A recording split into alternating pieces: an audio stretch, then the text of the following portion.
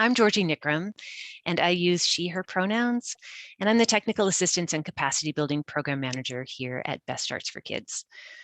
DeAndrea Levias is owner of Total Accounting and Tax, and she's the principal consultant with Optimum Nonprofit Consulting. She's going to be leading us here today with this training. DeAndrea is her work focuses on assisting community-based organizations to strengthen their fiscal and human resource systems so they can flourish. DeAndrea is passionate about helping nonprofits and community-based organizations analyze their current financial picture and establish plans that they're motivated to stick with so they can achieve their financial goals. So we are so happy to have DeAndrea with us today. DeAndrea, I'm going to turn it over to you. Awesome. Thank you, Georgie. I am so glad to be here and so glad to see so many people joining us this morning. As Georgie said, I am one of the lead consultants for Optimum Nonprofit Consulting, providing capacity building through BSK. I've been in the accounting industry for well over 28 years. But for the past 10 years, my practice has been primarily focused on serving nonprofit organizations across the country in the areas of accounting and HR. When Georgie asked about my availability to provide this training, I was really excited. Through the work that I've been doing with BSK, I've been able to meet and get to know about some really wonderful organizations in the greater King County area. So I'm really enjoying the work that I've been able to do. We will get started with our presentation. Just give me a second to get this going here. Share my screen.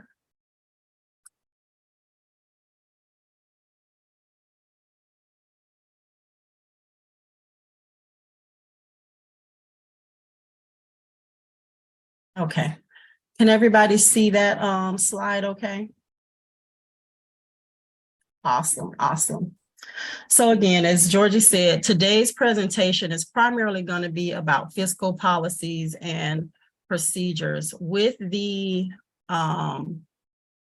funding that you receive from BSK, most of the funding requires organizations to have set of fiscal policies and procedures in place that are looked at whenever you have your fiscal audit done. So we're going to look at 3 different things today.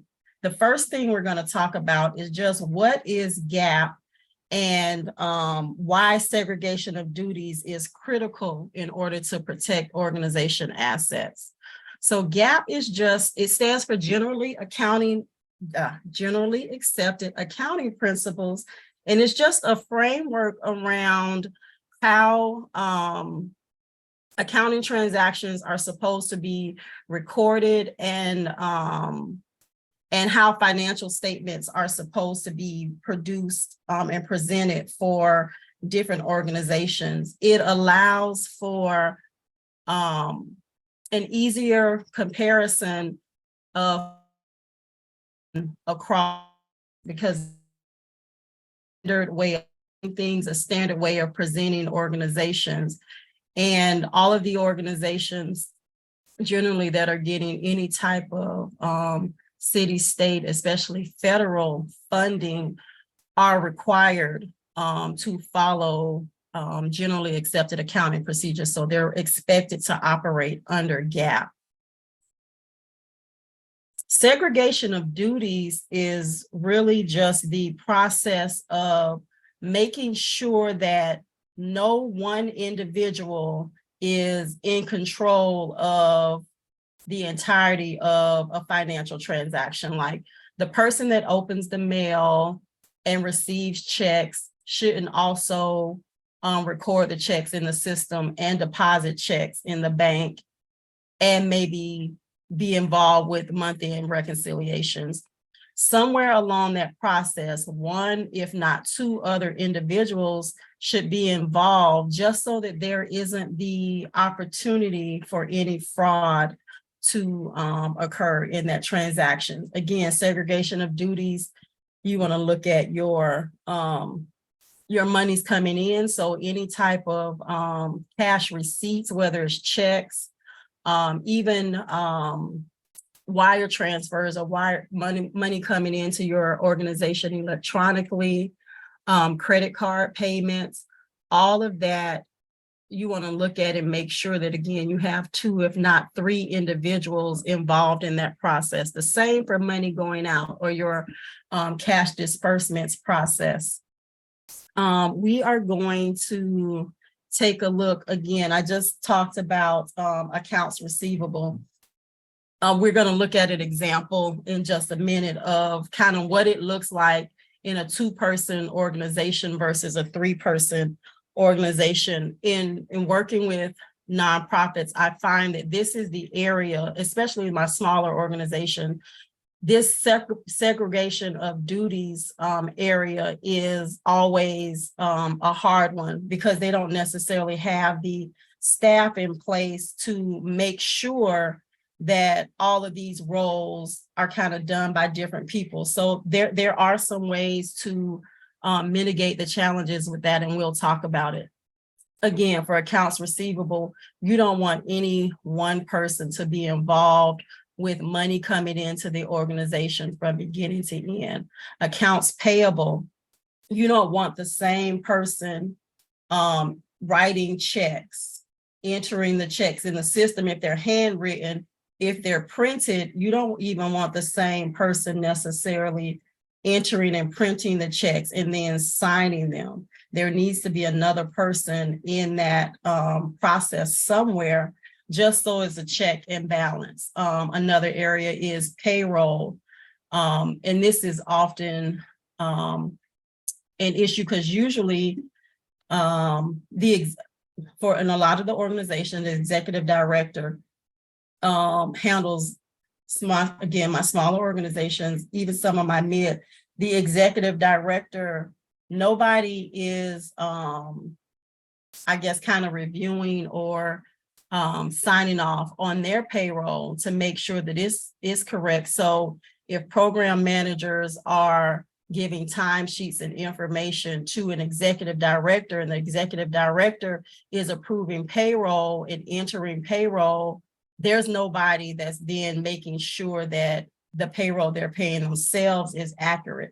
So sometimes in those instances, you may have to get a board member like a treasurer or somebody that after payroll is run, they get some type of payroll summary or report that they can look at, again, just to ensure that things have been processed the way that they should and that things are being done decently in order. We come back to banking. So a really good control here, again, you're dealing with money going in and money going out, but who gets the actual bank statement? So ideally, these should be 3 different people, that the person that's entering and recording the transaction should not be the person that's receiving and opening the bank statement and then doing the reconciliation. I had a smaller organization where the bank statement didn't even come to the office for them. It went to a board member because the executive director and office manager had access to download the bank statement offline. The physical statement went to the board treasurer, who then reviewed the bank statement, opened and reviewed the bank statement independently. And then at month end, when the bank reconciliation was done, they would just compare to make sure everything was in order. Same with month end close and preparing financial statements. The people or the persons that are entering transactions into the system can't be the sole people that are doing the month end close and presenting financial statements. They may be doing all of that, but somebody else needs to be responsible for reviewing and verifying, again, that all of the information that's on your bank statement is reflected properly in your general ledger and is reflected properly in your financial statements, which for a nonprofit is your statement of activities, which is a profit and loss in the for-profit world, your statement of financial position, which is your balance sheet, and then your cash flow statement, if that's one of the statements that your board requires to be presented. We are going to do a quick poll right quick, and this is totally anonymous, so feel free to answer. Nobody will know your answer. It's just how many of you know that you have proper segregation of duties in place right now?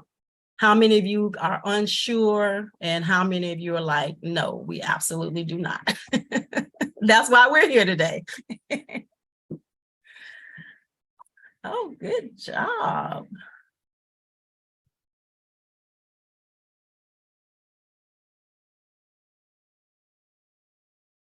Okay. Still waiting for a few more responses to come in.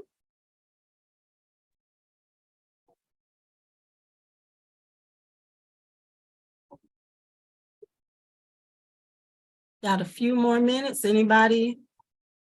Let's see.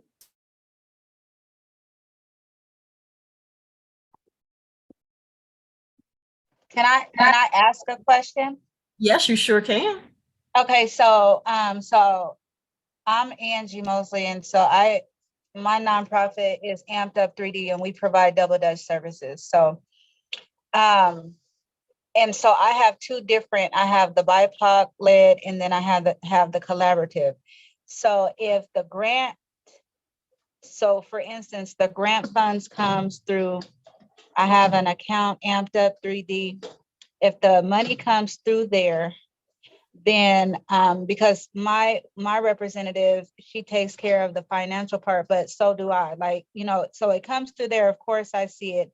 And when I'm buying supplies such as shirts or anything online, double Dutch ropes or whatever, all of my bank statements each month, I give them to her, and then she helps me do the budget report. Like, she helped me do the budget report. So there's not three, but I'm one, and then there's two. So is that considered two? And is that okay? It is, again, as long as one person isn't handling the transactions from beginning to end. And we're getting ready to look at kind of an example of what it might look like for a 2-person versus a 3-person. So, okay. I mean, sometimes it's unavoidable. You only have 2 people that can be involved in the process. So you just have to put things in place to mitigate that. And we'll talk a little bit more about that in just a minute. Okay, and then one more, just one more, like 5 seconds. Being that like we're learning this stuff right now, if we didn't do it that way for the first part, is it like where there's always room for growth? So the second part should be a little bit better than the first part. And then also the way that I pay my coaches is Cash App, because that's my only paper trail, because we do double Dutch every day. And I don't have checking, like I have a checking account, but I don't write checks. So I feel like with Cash App, like it does do like a paper trail, and then we tally it up. So tell me, like, I don't know of another way to do that, to pay my coaches, and I pay them daily. But I write it down. I write down everything. Okay. We can put a pause on that, and we'll talk about it in a minute. I mean, because there's a lot of different pieces to that.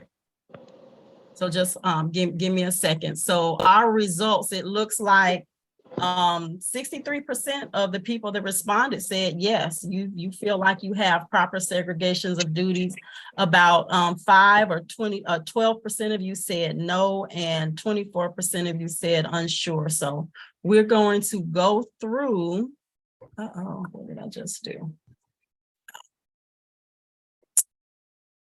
Oh my goodness. We're going to go through kind of what it looks like. I think we're going to go through, if I can get back here, For a two-person team, I'm gonna say, just briefly kind of to answer your question, Angie, I'm not a big fan of Cash App for paying individuals out of your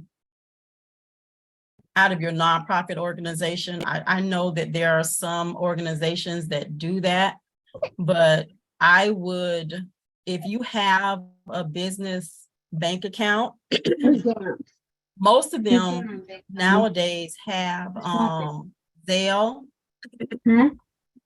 Hold on a second. I'm gonna have to, if everyone could mute themselves, that would be great, because I can't seem to do it for some reason. That if you paid them through Zelle, that is I don't know that it's necessarily a more secure way to do it, but I think with Zelle, you're able to capture more information as it relates to those payments. And then the other thing is looking at how you actually document, that the cultures were there and that they did the work. It sounds like they're not like sending you an invoice or anything. They're just showing up and doing the sessions. And then as you finish, you're doing, you're cash apping them. So that's something that you might want to take a look at and revise a little bit. And it's something, when we get to the end, we'll see that as a BSK recipient, you are eligible for capacity building around that. So it's something that we could maybe talk a little bit more one-on-one. Okay, I thank you for that. I appreciate that. No problem.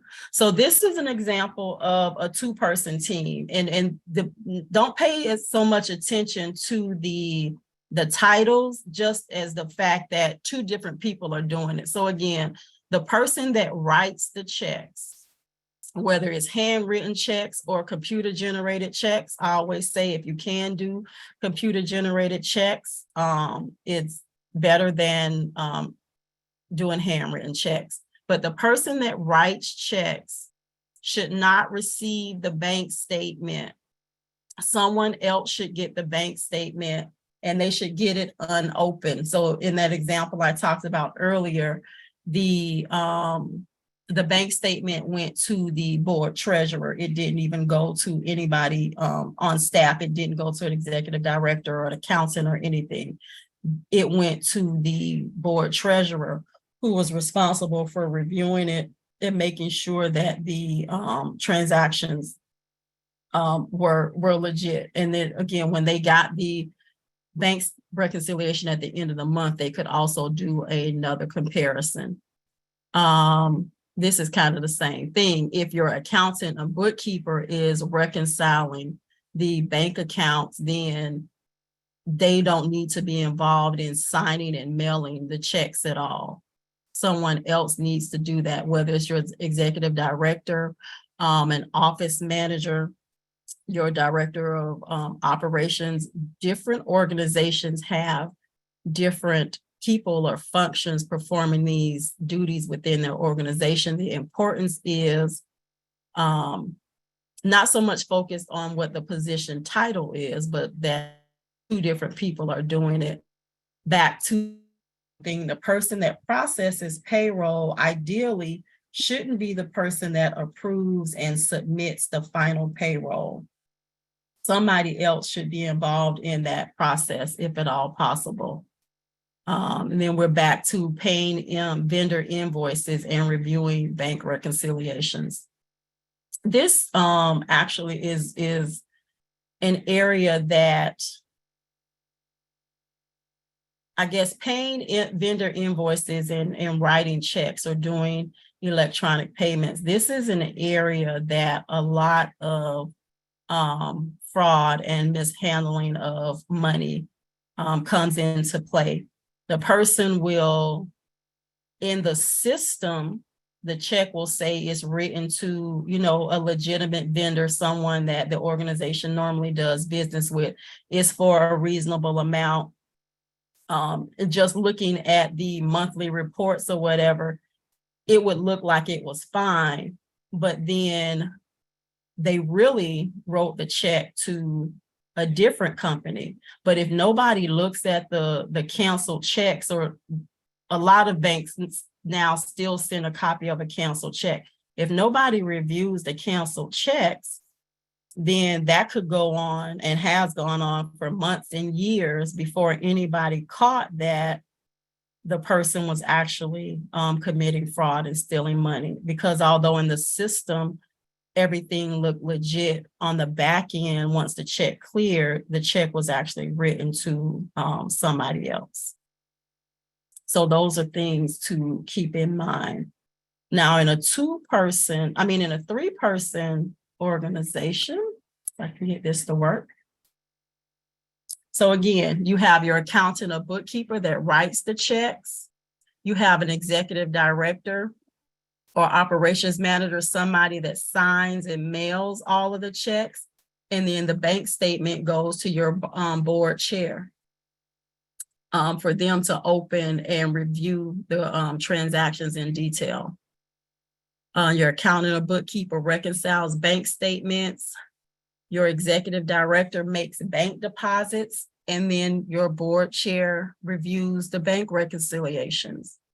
Again, it's just an added level of review and scrutiny to make sure that things are actually being used and paid to the intended parties.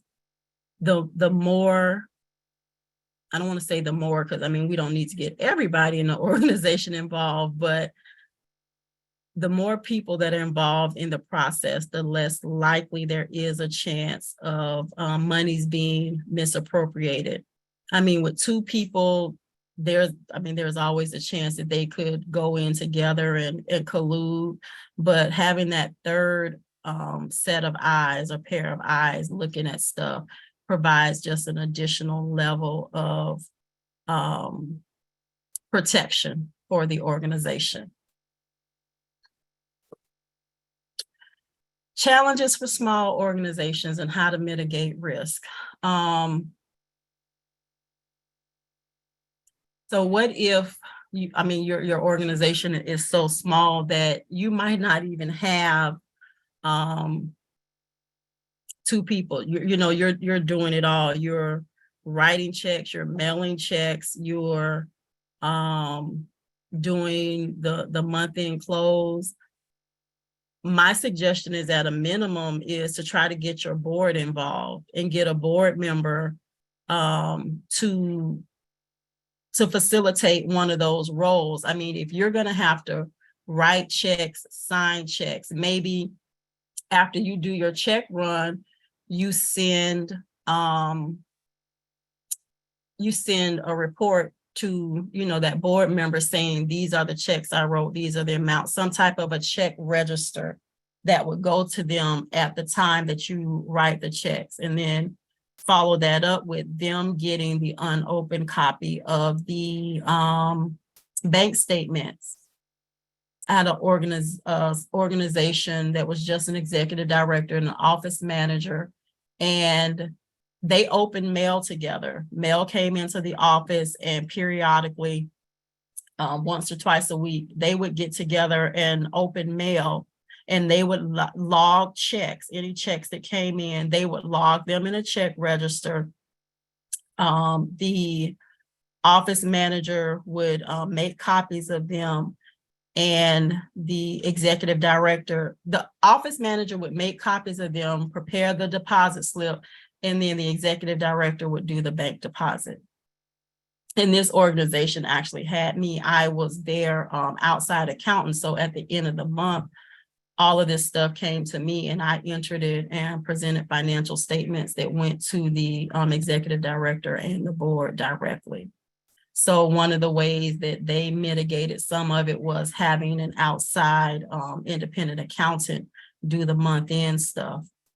But outside of that, if the office manager was also going to do the month-end stuff, having them sit and do those processes together was just an extra added level of security, because they looked at checks coming in as well as invoices coming into the organization together multiple times a week. We're kind of at a point of Q&A. What are some of the challenges? Let me stop sharing my screen for a minute. We want to take a minute. I mean, what are some of the challenges, or are there additional challenges that you guys are facing as organizations around segregation of duties for your organizations?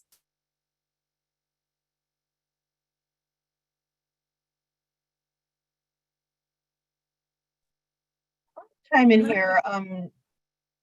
I think that our organization does a really good job of separating those duties. Perhaps one of the big challenges is making sure that the rest of us on the team know who's doing what and who to go to. And Okay. so it'd be useful for example, I'm program staff, and I've got some coworkers here on my team. We're all program staff. And so it would be, useful in understanding what some of those best practices that you've used or suggested for the program level to kind of keep track of who's doing what with what funds. So we're going to talk about who's that. Doing what in the financial stream? Who's doing what in the right. So a part of our training, what we're going to talk about today is financial policies and procedures. And those types of things should be addressed and identified in your financial policies and procedures, either by kind of position or title, like, person in this position is going to do this, or just that's the best way, because it just is more direct. But some policies I've seen just said person A is going to do this, person B is going to do this, so it's a lot broader, I guess, and gives a lot more flexibility as to who can actually do something. It's just making sure that, again, one person isn't doing the whole process. And so that's something we're going to look at further along in the presentation, is actually how to document who is doing what as it relates to processing outgoing monies and monies coming into the organization. Sounds good. Thank you. You're welcome. Anybody want to share something that your organization is doing that's working really well for you as it relates to segregation of duties, if you have a smaller organization? Chat.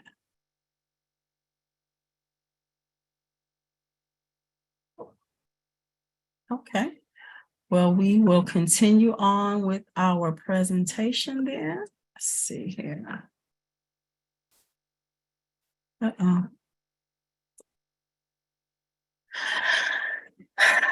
next section of the presentation is understanding internal controls needed as it relates to procurement and spending. We've talked about some of this just in trying to understand separation of duties, but we're going to talk about it a little more.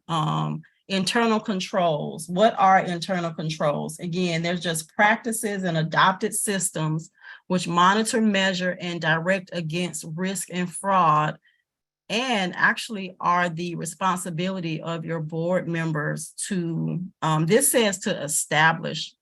I'm going to say the board members don't necessarily have to create the policy, but it's always a good measure to have them approve your internal controls, your financial policies and procedures.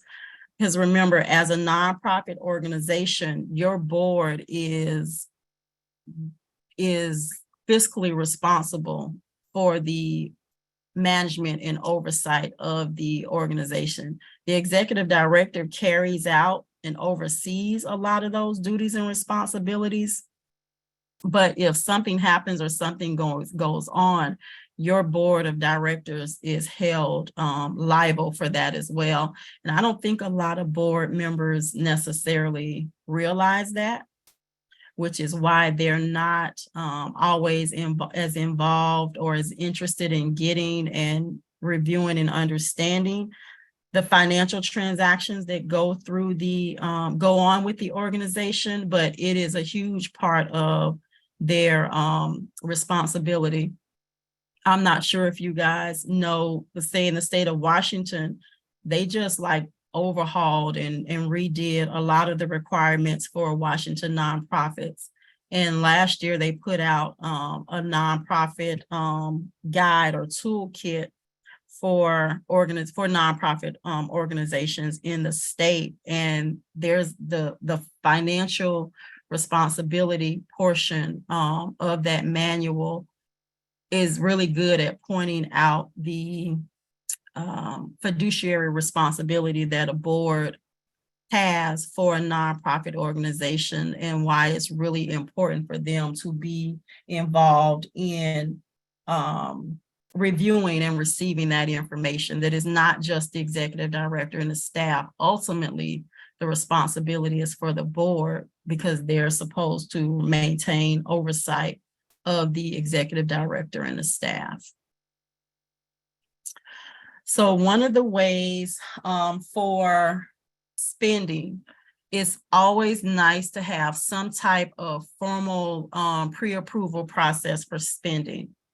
For some organizations that operate off of an annual budget or a program budget, if something was included in the budget and is not over budget, then that's considered approval for that spending. But if there's going to be any deviation from what was budgeted, then it would require an additional approval.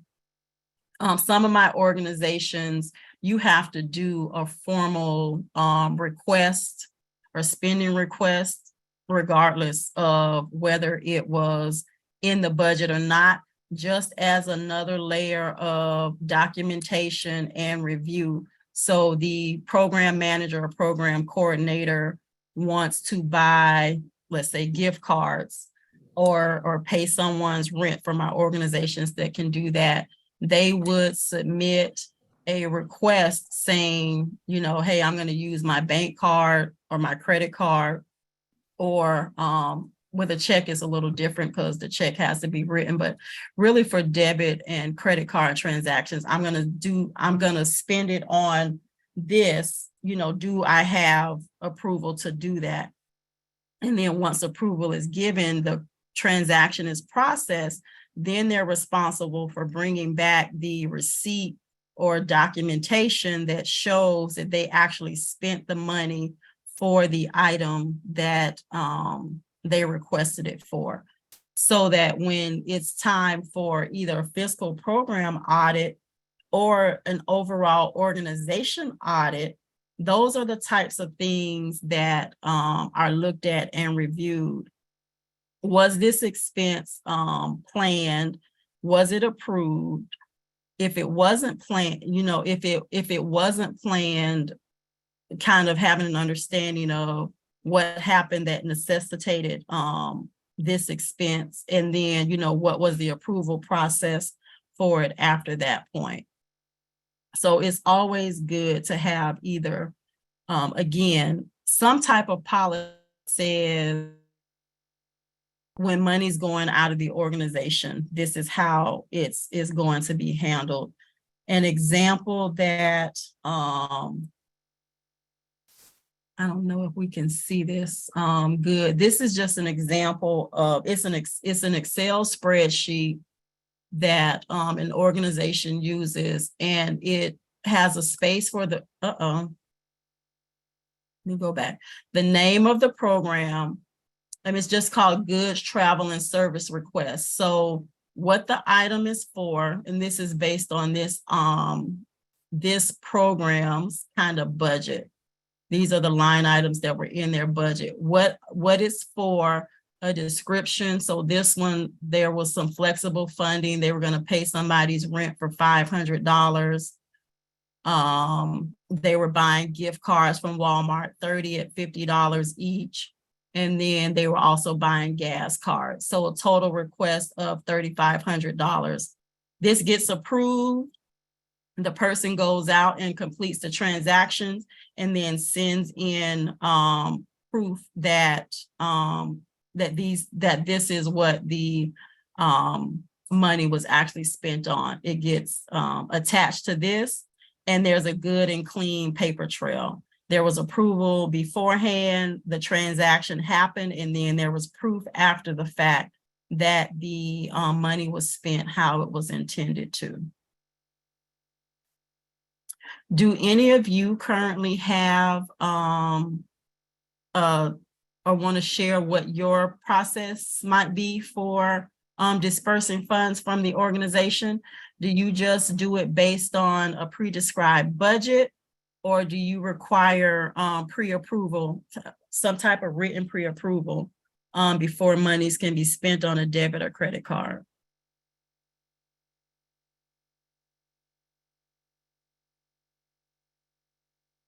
Right, guys, I don't want to just talk.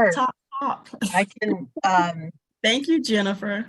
Yeah, Mahadam Yamya, you're also welcome to chime in. Yeah, we have a pre-approval process. It goes through a verbal pre-approval. So the program managers, the program leads will first come to me to say, hey, we've got this request. Can we cover it? They then get, clearance to write up an account form, which then has a detail about what's being requested and how much. And then the amount of money requested is entered into on that form, and then it's submitted and paid out. Okay, so it starts as a verbal request and then it's put on paper the verbal is to check that we have the money. Mm-hmm. And then once they get the yes, we have the money, then they can create the account form. And then that account form goes to our account person, and then also gets filed in Salesforce and attached to each client's record. Okay. Another area around disbursements as it relates to checks is some organizations have a policy that checks over a certain amount require 2 signatures. So even if the bank doesn't necessarily require it, it's just an internal process. Are any of you guys using that? Do you have a threshold above where it requires dual signatures or dual approval before monies can be spent? Yes. Usually it's anywhere from, it's usually 10,000 and up for most organizations. As Jennifer mentioned, we do have a different dual signature. So for program managers, when they need to spend certain monies in our account forms, the program manager or the director will sign it off, and then it will go into our accountant, and then our accountant will also obtain a signature from our director. So there is a multiple people who are very much involved in dispersing the funding in whatever capacity. Okay. Anybody else want to jump in? Want to share?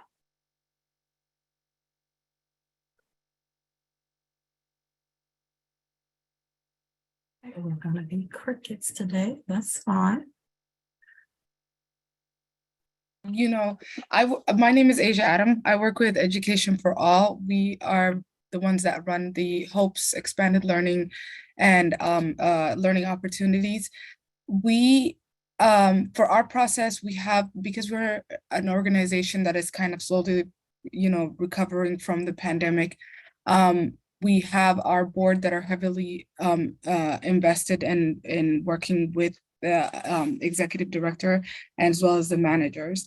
And so, with the process and the procedures of the disbursement, it does go all the way up to the board members for every month, that they are aware of what's happening and everyone's aware of what the budget is, how much the threshold is.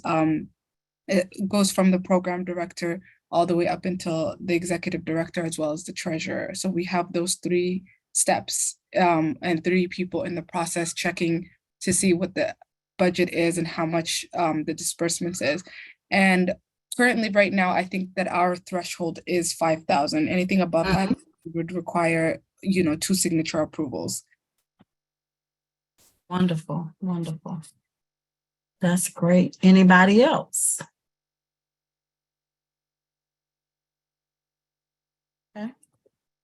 The next area is just, well, we actually just kind of talked about this, debit and credit card use.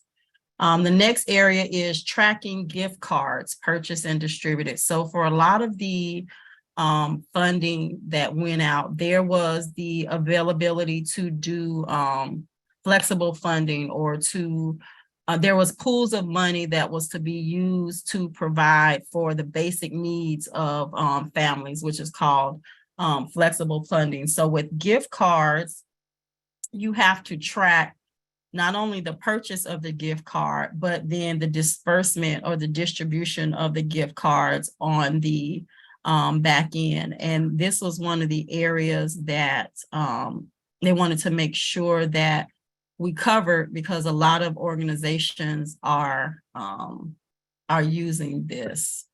And so this is an example of a gift card tracking log. In this instance, they're actually recording the entire card number. When they purchase the cards, it gets logged into this gift card tracking log. So the card number, who it was, so Fred Meyer, QFC, Starbucks, Safeway, whoever, the value of the card, and the date that it was purchased. The date that it was purchased is always good, because then it helps you track that purchase back to a receipt from that store. So say you went and you bought a bunch of Fred Meyer QFC gift cards on the same day, they should be able to be logged, and then you should be able to take the value of all of these gift cards and it should match the receipt from the store for that day. And then this one actually has the initials of the person that purchased the gift cards.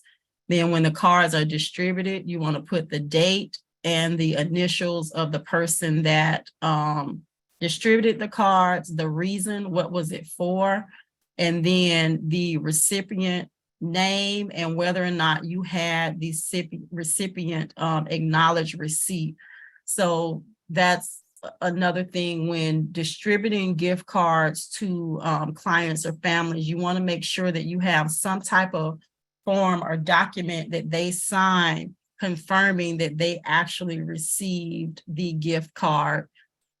And you can just put your initials, put their initials in this sheet to show that that step or that requirement was fulfilled.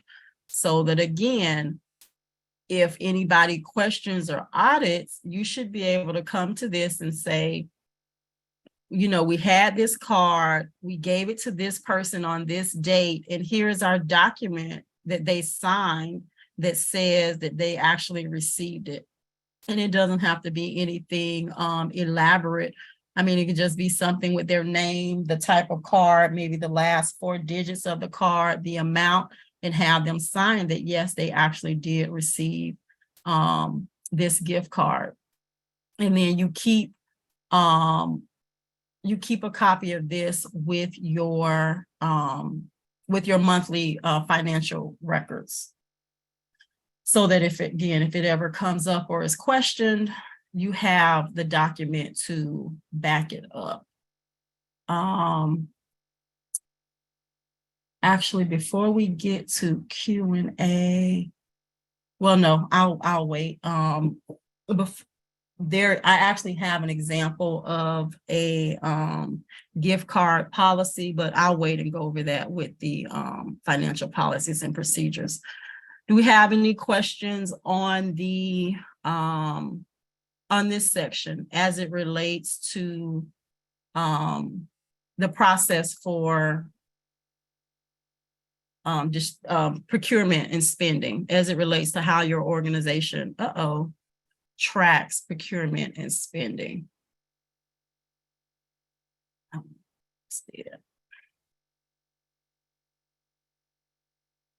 Sure, I've got a question. Okay. Particularly about that last piece, you know, having clients sign off on receipt of some kind of cash payment. So we definitely have that, you know, on our form. Clients are supposed to sign when they've come in and picked something up. But occasionally we miss it, or the client doesn't sign it, or it gets signed in the wrong place. Do you have any good tips on, you know, I don't know, a safety catch for when those signatures are not obtained?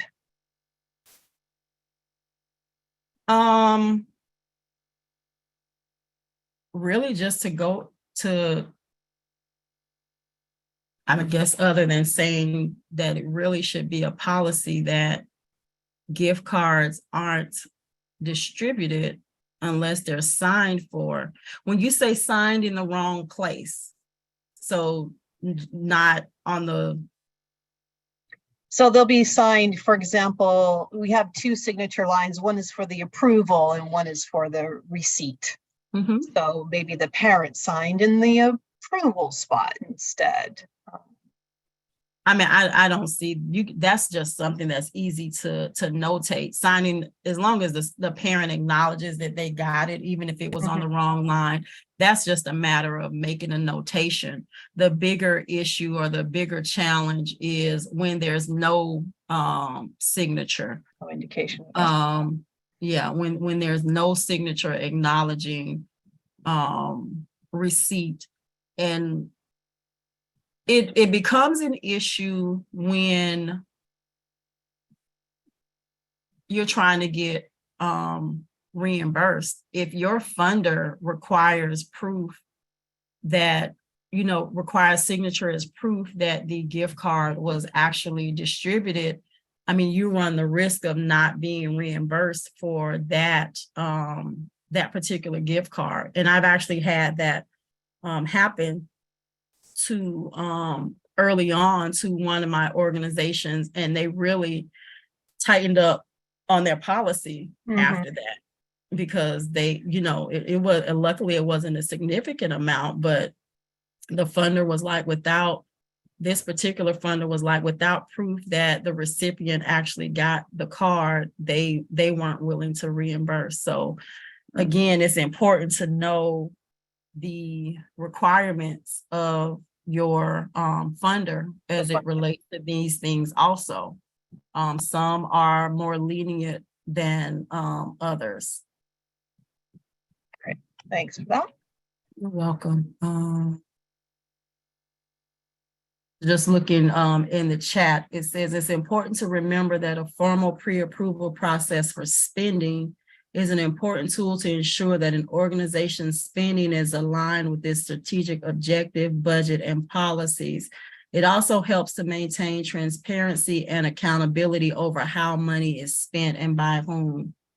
Absolutely, that is a wonderful statement. We follow this account form protocol that has 8 steps with specific details along with the point person. Yeah, that's good.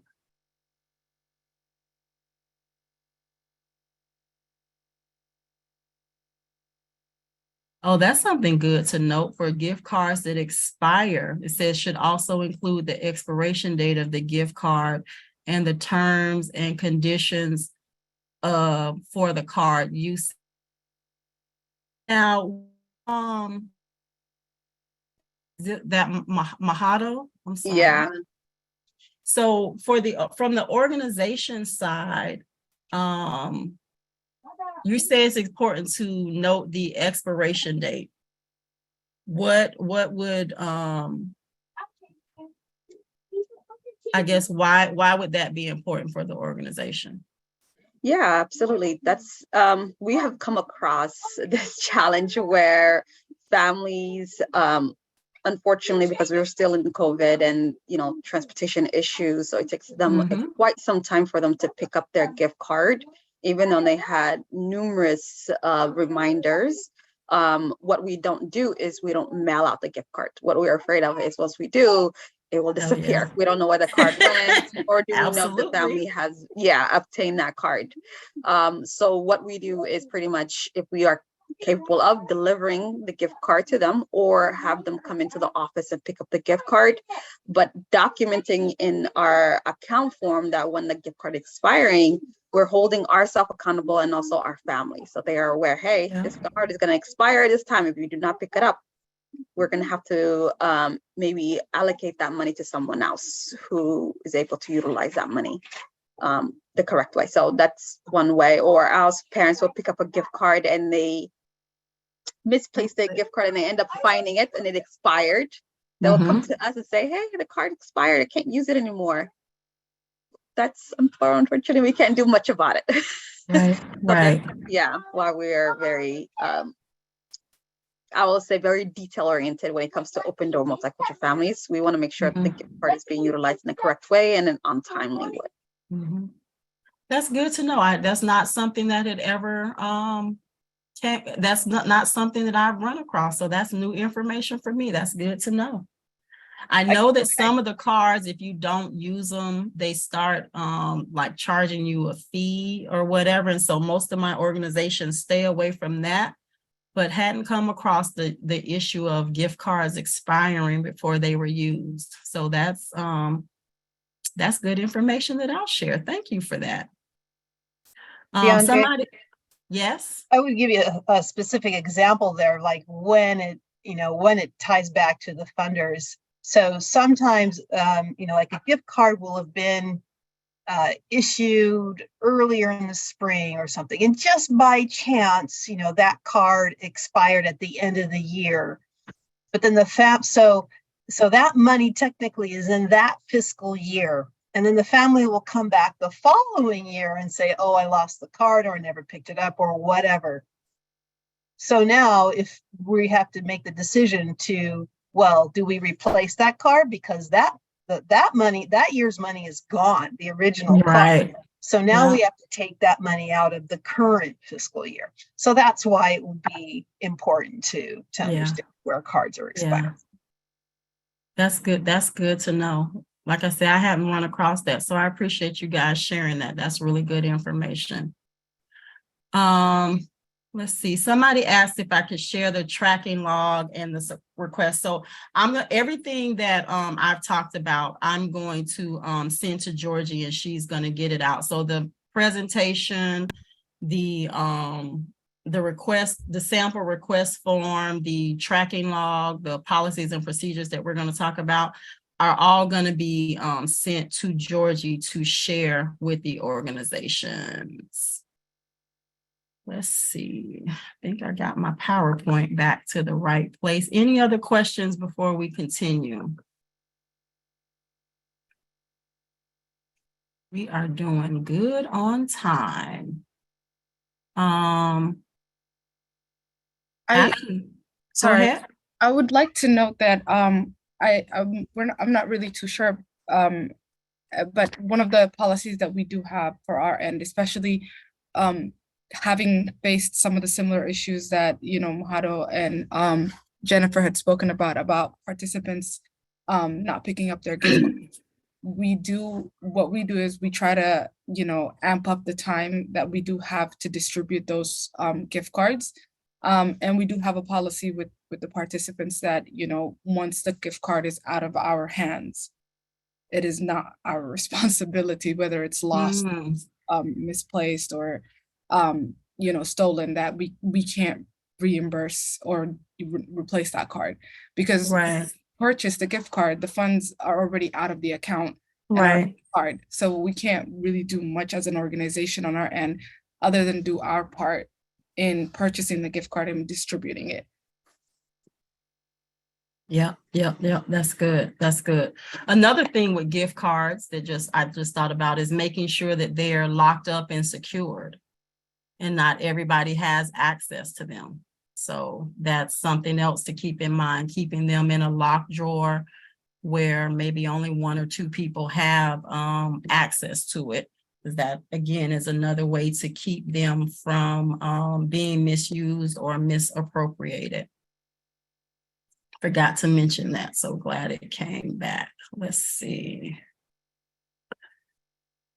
The last section that we are going to talk about, let me get this back up here and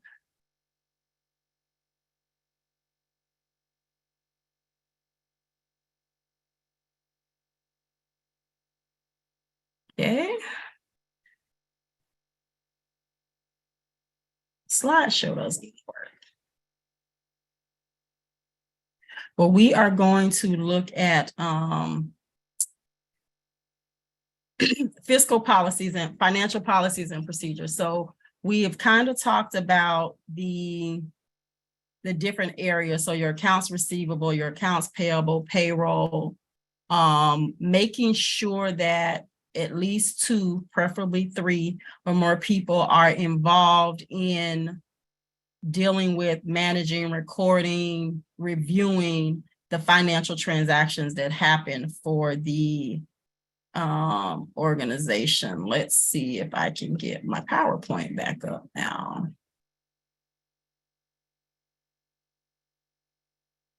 That is not the screen that I want.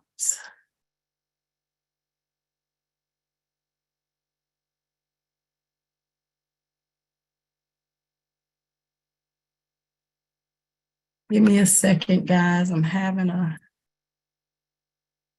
slight technical issue here.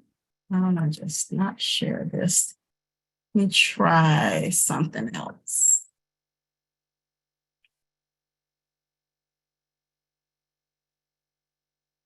Okay, so I am sharing the right screen, never mind. So, oh my goodness. I just closed it. So I guess it doesn't want me to do that. So I'm not going to worry about the PowerPoint. It just says financial policies and procedures. So all of the stuff that we talked about as far as segregation of duties, the documenting the process for the gift cards, the spending, the receiving money, all of this information ideally should be housed or recorded in your organization's financial policies and procedures. Most of the BSK grants require financial policies and procedures be submitted either at the time of funding or at the time of award, or if not then, at a minimum, whenever you have your fiscal audit, it's one of the documents that they ask for. And so we are going to go through an example of one that, see if I can, here it is.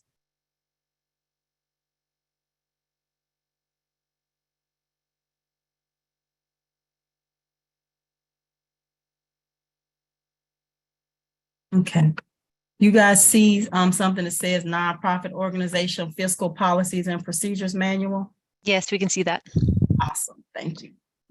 Excuse my technical challenge here. This document,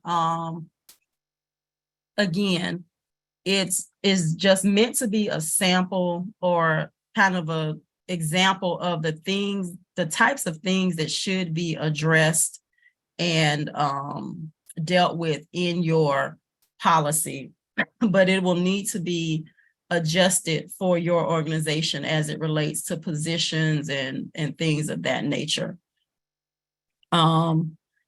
This particular one this organization required that their financial practices were to be reviewed annually and presented to the finance committee of the board of directors. Again, most organizations don't necessarily do that, although it's a good idea because sometimes things change And it's just good to have a fresh look at it. Maybe if not every year, then every other year or so. This one talks about the importance of accounting guidelines and internal controls. Again, everything is going to be done in accordance with GAAP. There's a prescribed method and way that you're supposed to account for transactions. And so this organization is saying they are going to do everything in accordance with GAAP. They're going to do their accounting on an accrual basis, which most nonprofits should be operating on an accrual basis. The chart of accounts is going to be utilized. Again, they're reviewing theirs annually. It's not a requirement, but it's a good thing to do. So most of you know that there's a such thing as an external audit or review. This organization says that periodically there'll be unannounced internal audits by the executive director or the finance committee. So they may just take a transaction that is showing on the bank statement or in the financials and ask for the backup documentation for it, again, to make sure that the policies, procedures that are in place are actually being followed.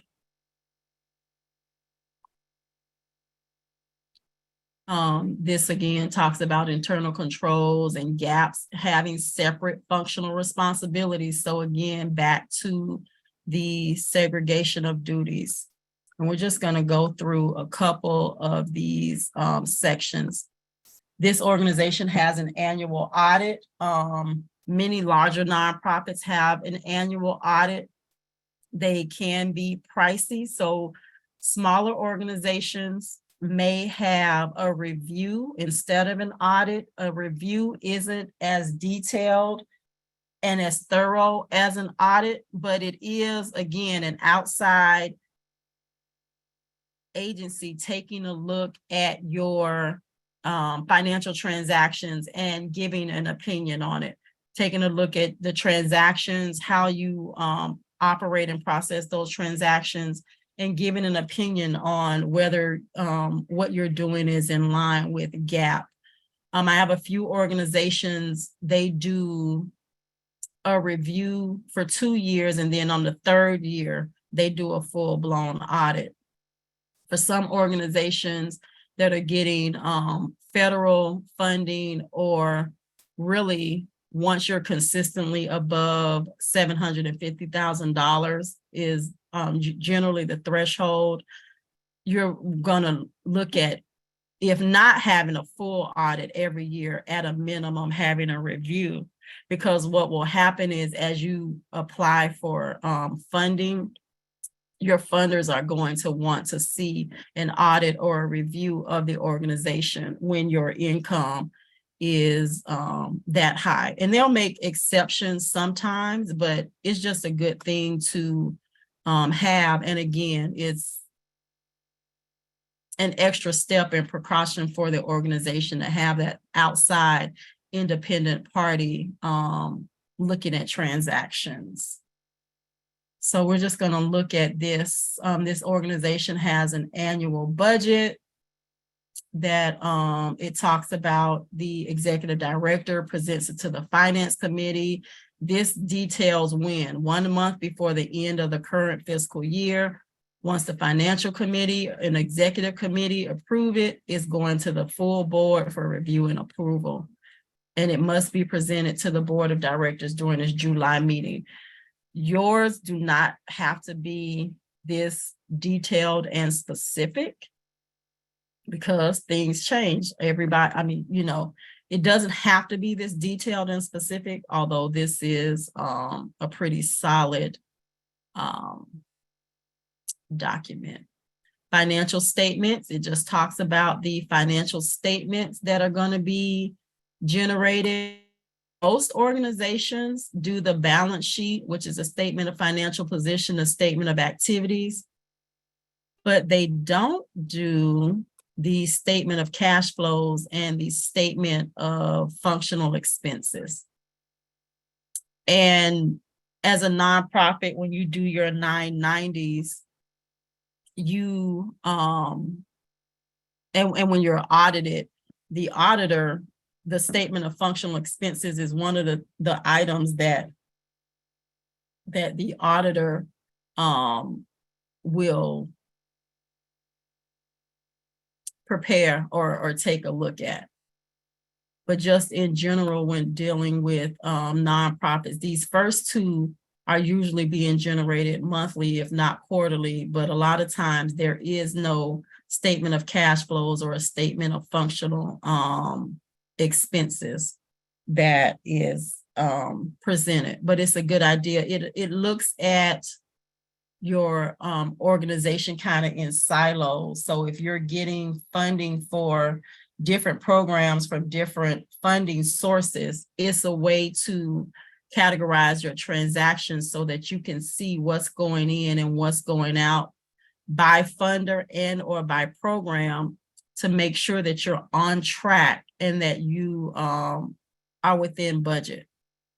And if you're running close to budget, then it gives you a heads up that something may need to be changed or tweaked, or you may need to look for additional funding to keep that program going. This one again lays out frequency of presentation. This one says by the 10th of each month that everything will be, by the 10th of the following month, all financial statements and supporting schedules will be reviewed and approved by the executive director. That's a really short time frame and turnaround. These say reviewed and approved. Most organizations, it's just sending the information to the board by a certain date. And then if they have questions or need additional information, they make that request through the executive director, and then that information is given. I'm trying to get down to, this one talks about insurance. I want to get down to the records retention, something else. How long are you supposed to keep financial information? I think this is a really good section of this policy. Most stuff is either permanently or 7 years. So this is something that'll be good to look at. You guys will all get a copy of this. And so this is where we start talking about the cash receipts and revenue processing. So funds that are received directly, cash receipts, they're centralized to ensure that cash received is directed, recorded, and deposited. So again, electronic payments or checks coming in, how is that being handled? Who's monitoring that and making sure that it is recorded correctly and in a timely manner, and that deposits are happening in a timely manner? This one lays out that, let me go back up here a little bit, I'm sorry. This one, lays out everything. Mail is open, listing of checks and cash by the development director. The development director enters it into the fundraising software. A deposit slip is prepared by the admin assistant. So this lays out the individual positions that are involved in this. And for the most part, you guys will want your policies to look similar to this. And then deposits are taken to the bank by the admin assistant, and the admin assistant enters the cash receipts into the accounting system. So if you look at this, the development director receives the checks and cash and records it into the fundraising software. A deposit slip is done by the admin assistant, and then the admin assistant takes it to the bank and enters the cash receipt into the accounting system. Now, the admin assistant did 2 of these pieces. So the third piece, the reconciliation, you wouldn't want the admin assistant doing the bank reconciliation for this, because they recorded the transactions in the accounting system and they did the deposit at the bank. So to me, ideally, there would be another person involved in this, if at all possible. But if not, at a minimum, they definitely don't need to be involved in doing the bank reconciliation at the end of the month. Uh-oh, sorry. This talks about, again, the endorsement of checks. So most organizations have a stamp. If not, when checks come in, I would say just immediately write for deposit only if on the back of them, so that they can't be cashed by anybody in the event that they are lost or misplaced. This one requires bank deposits at least twice a week, but no less than once a week. This is another thing that happens. Checks come in and nobody has time to get to the bank. Nowadays, you have electronic deposits. We either through a machine, the machine reader that will do the deposits, or you can take a picture on your mobile app and do a mobile deposit. So again, this requirement is that checks are deposited no less than weekly. You don't want to be holding on to checks for extended periods of time. This one talks about, we go through credit card processing.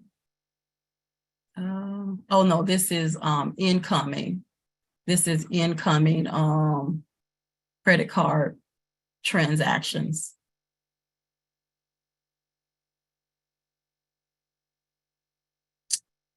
Cash disbursements and accounts payable. So this talks about, this is money going out of the organization.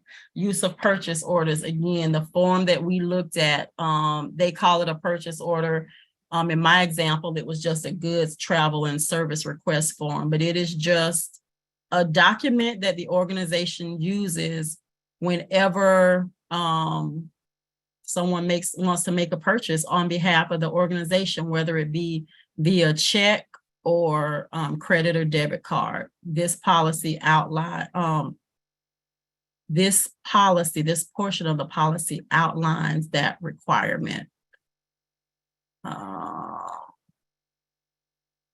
Travel expense reimbursement. Again, same type of thing. The thing to note here with travel expenses is oftentimes the organization may pay for the say maybe hotel, or if there is a rental car, but we'll give a per diem for food at the event. I know the state has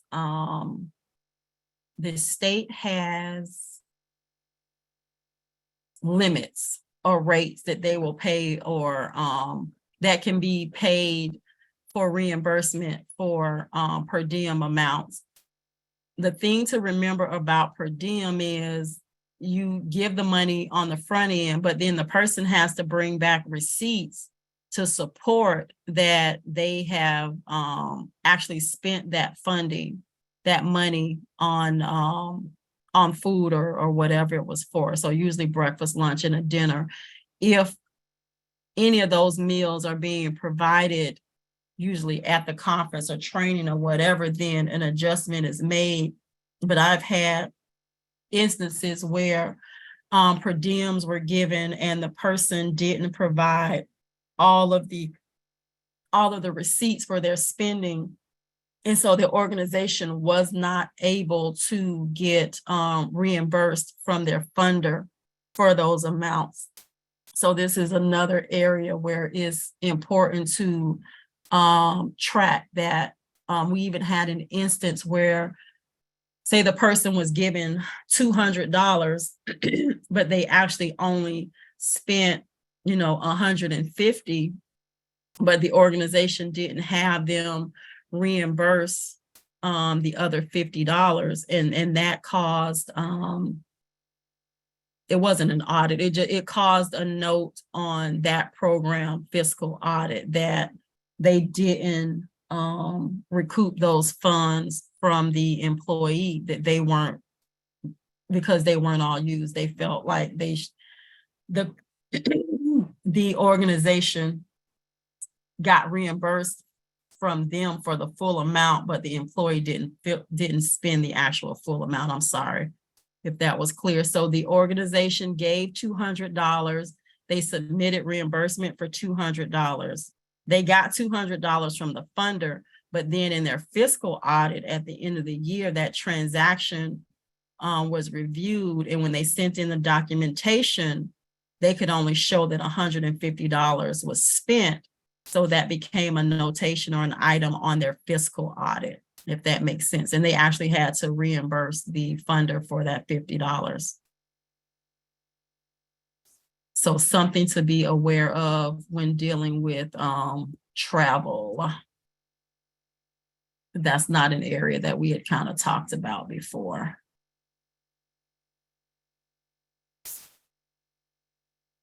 I'm not gonna go over payroll too much, other than, again, to note that the thing with payroll, one of the more important things other than timesheets and approval and accurate tracking is making sure that you are classifying your employees correctly. A lot of times organizations want to classify someone as a contractor, but they don't necessarily meet the state or the federal definition of what a contractor is versus an employee. So it's really important to know the difference there, and kind of the things that you look at our behavioral control, financial control, and the type of relationship. Who is guiding, directing, planning, reviewing, the work?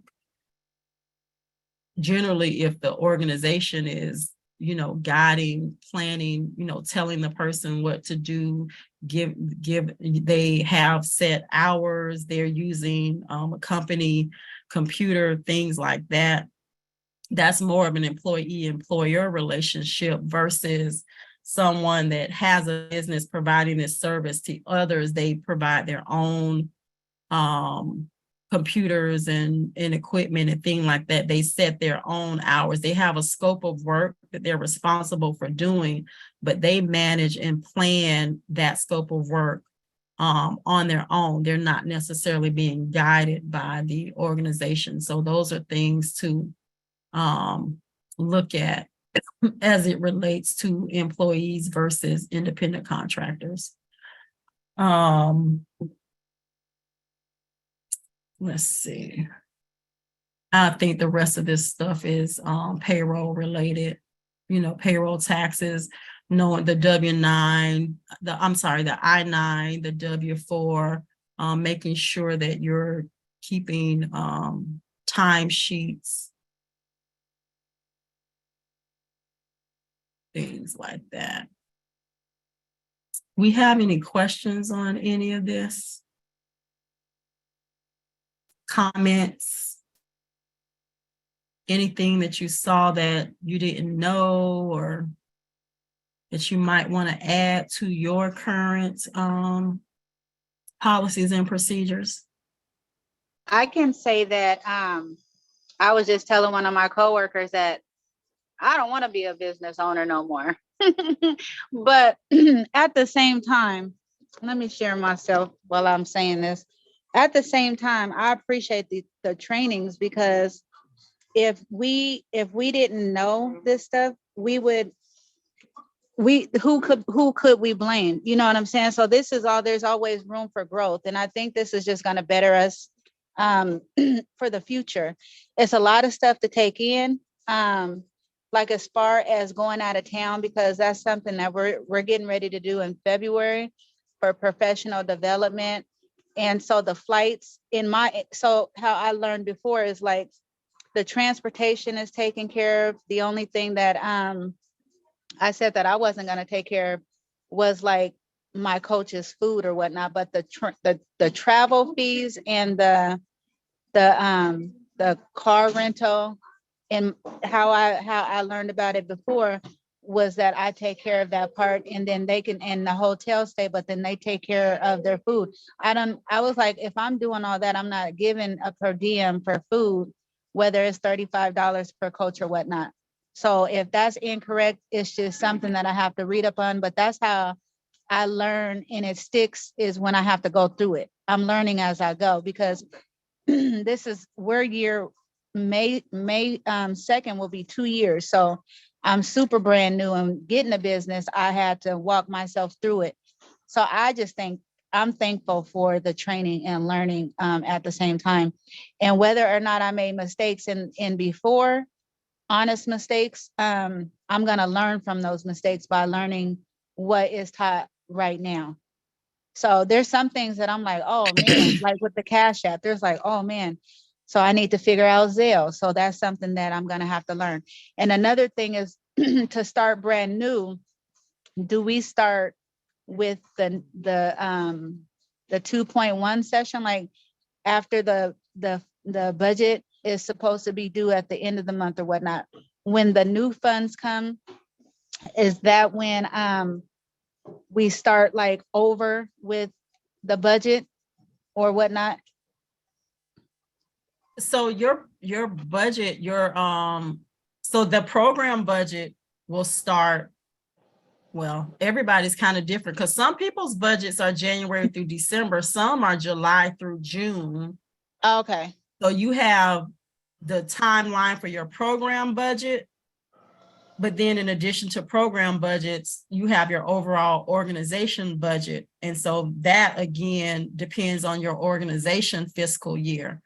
So it can be a lot to manage kind of the different pieces, which is why I think BSK and King County are providing these trainings and providing the capacity building, because I mean, in the work that I'm doing, organizations aren't willfully, not doing things correctly or following policies and procedures.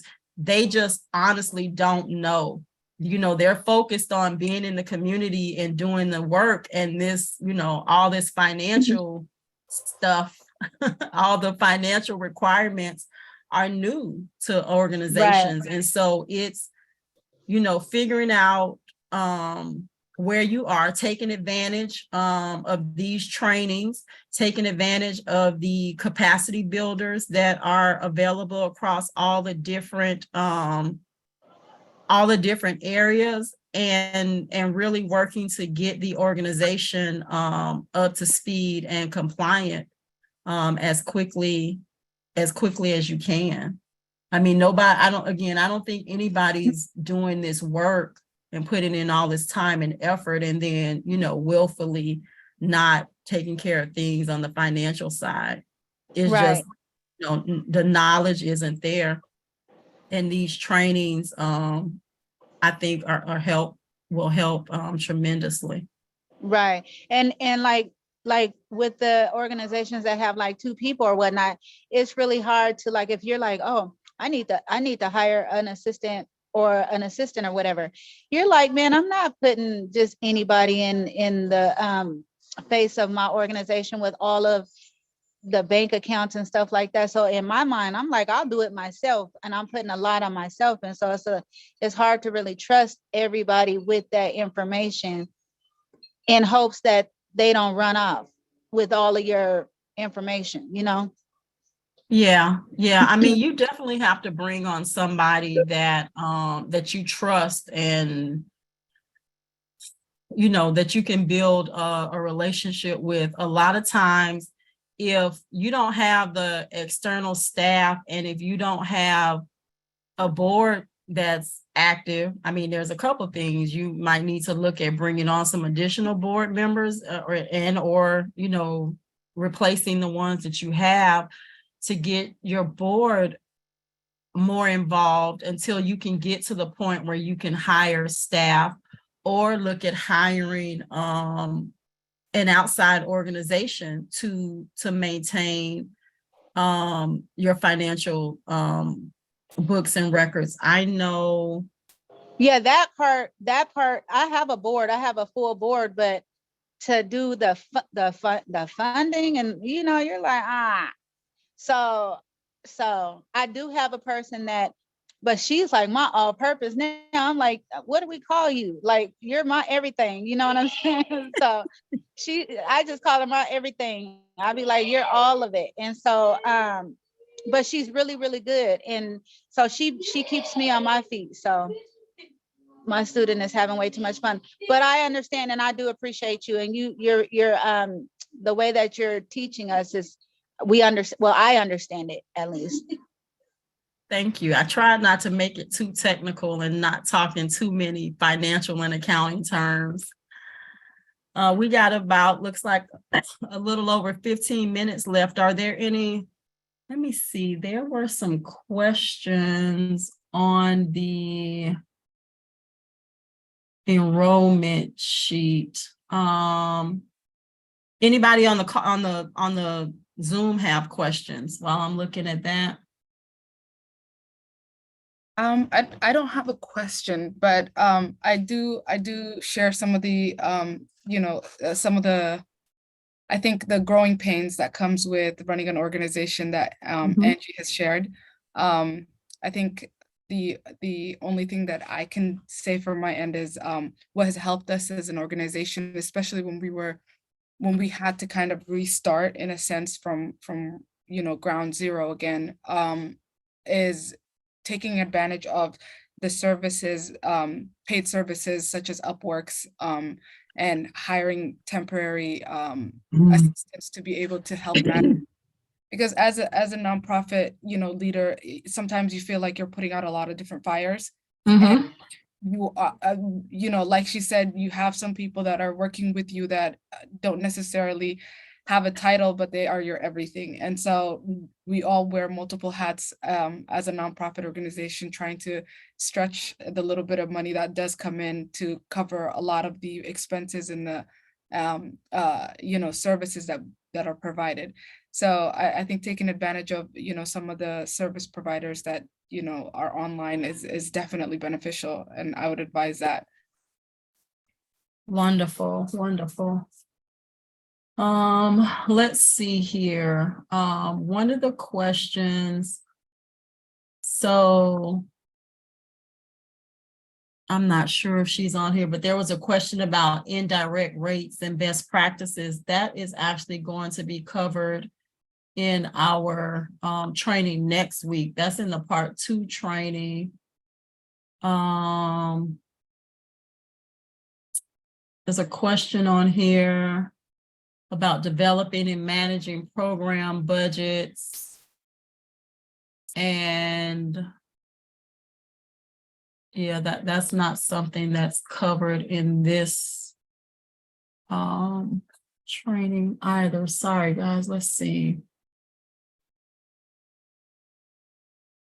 So there's a question that says this organization, they use 501 Commons to do their accounting. So that's an outside organization that does their accounting.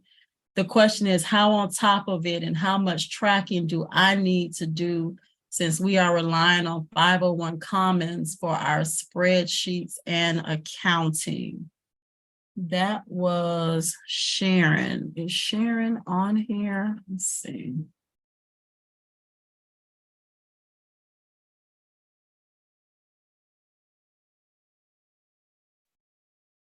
Nope, it does not look like she's on here. But I would say if you are using an outside organization like 501c Commons or really any outside agency, you still are responsible for the data and information. So even with 501c Commons, they record and track information in the system based on what you give them. I mean, even you would have to provide them with bank statements. You would have to provide them with information on what checks were written,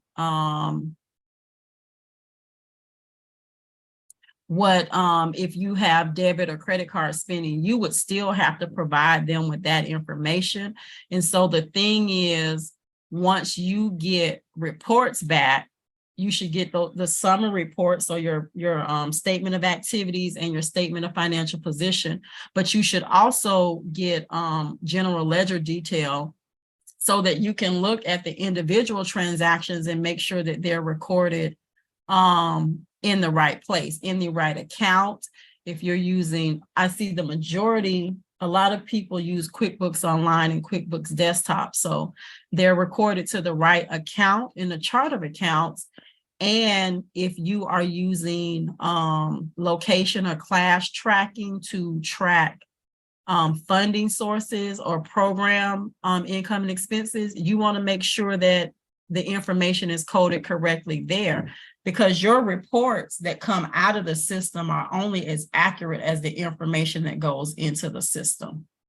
So when you get reports from outside, whether it's 501 Commons or an outside accountant or bookkeeper, you still have a responsibility to look at the information and make sure that you understand it and that it's recorded correctly.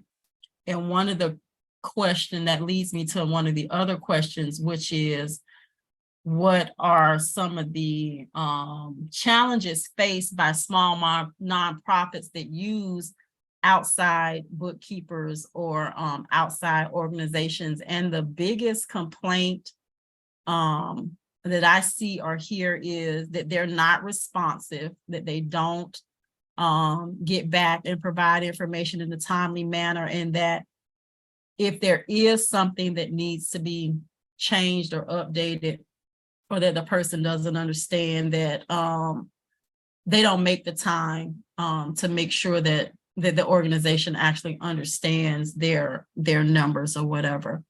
And so, I mean, I always say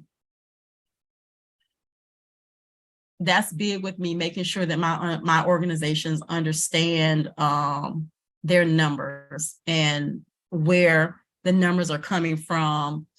You know, doing the budget to actual reporting, all of that is really important to me for my organizations, because it affects the sustainability and the longevity of the organization. It's hard to budget and plan for programming down the road if you don't really have a clear understanding of what is actually costing your organization to run existing programs. So understanding numbers is really important, but you have to find an organization that is willing to work with you and grow with you if necessary. If you're a smaller organization that's just starting out, you need to work with and hire an organization that's going to be there, that's going to grow with you and go with you through the process. If you have an organization that you feel isn't being responsive or isn't giving you the information that you need, then I mean, I would suggest looking at that relationship. Something that breaks my heart is seeing organizations that are locked in to 1 or 2 year accounting contracts, and they're not getting any service or getting the information that they need, and they're frustrated, but they're kind of locked in. There's nothing that they can do. I recommend initially starting off, if there is going to be a contract, make it month to month or maybe 6 months at the most, because that gives you a chance to fill out the organization, and that gives the organization, the company, a chance to fill you out, even to see, are you going to be providing information in a timely manner so that things can be recorded and so that reports can be generated. Because I mean, it's a two-way street. They can't produce reports if you don't give them the information to do it. I mean, I've seen that happen also. But if you're providing timely information and they're just not servicing you, then I would definitely say it might be time to reevaluate that relationship and find someone or an organization that can. I don't see any other questions out Andrea? here. Yes. I see one in the chat that says, can you touch base on allocation? Allocation as in allocating money programs or? Well, if a lot of people are using QuickBooks, for example, how could they, yes, set up the funds coming in and make sure that the funds are using are allocated correctly in So primarily two ways. You can use classes, which is a function in both online and desktop. You have to turn it on. I don't think it's by default turned on, so you'd have to go into your settings. And with class, you can use classes, or you can actually use customers and jobs. And once you turn them on, what you have to do is any transaction that you record, you have to, so if you're using classes, any transaction that you record, money coming in, money going out, you have to assign it a class. So say you have money from the city, you have money from the county, you have money from the state, let's say all three. You have funding sources from 3 different funders, whoever they are. When you record a transaction, you would have to make sure that a class is assigned to it. And then you could go and run reports and filter to only show activity for that class. And so then that would show you all of the money that's come in and all of the money that's gone out for that particular funding source. Another way is you can use, I don't want to get too detailed into this, but you can use your classes just to record the program. So say you have multiple programs, you can use classes to list out your programs, and then you can use customers and jobs to list the funder. So say you have a program that has 2 different funders. When you enter the expense, the class would be the name of the program. I'm sorry, the class would be the name of the program, but you would have to enter a customer or job to indicate which funder was covering that expense, or which funder you were allocating that expense to. And then you could run a report, again, filtering for that class and for that funder. So that just makes it easier to do monthly budget to actual reporting. Most of the BSK programs require either monthly or quarterly reporting on actual expenditures of money. And if it's entered into QuickBooks, it's literally just a matter of running a report and plugging the numbers into the report. And then you run your general ledger with those filters also. And your general ledger matches your report. You send it in and you're done. The other, let's see, Mara answered this. If Mara, is that what you meant when you said touch on allocation? Or are you talking about allocation, like allocating rent across programs? I don't know. I wonder if she left. It looks like Mar was there still. She's offline. But Stephen has put in the chat that he can confirm we do this in QuickBooks Online, and in Online, the jobs are now called projects, and you can run reports on those projects. Yes, thank you, Stephen. You are correct. They changed it to projects in Online. And I just put in the chat, a big long chat, saying that all Best Starts for Kids organizations, one who have contracts with us, can also email me after this session if you'd like one-on-one finance capacity building support, because the capacity building program at Best Starts has several capacity builders, one of which is DeAndrea. And then those capacity builders can get matched to you, and you could, they can help you get advice as you're setting up your fiscal system. And I put the link in the chat for our website that notes all the capacity builders that we're contracted with.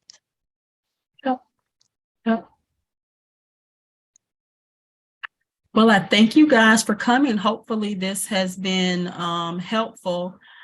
The PowerPoint and all of the handouts, again, I will get those to Georgie to send to you guys. And then once we get the, this session was recorded, once we edit the recording, then I believe that's going to be made available to everyone as well. So I thank everybody for coming. And I thank those of you that participated, and I just wishing you guys all well. Thank you for the work that you guys do in community. I know you guys make a huge difference to our families in King County, and you guys are greatly, greatly appreciated. Thank you so much. See you next Thank time. you. Thank you. Thank you, everyone. Thanks all. Bye-bye. Thank you. Bye-bye.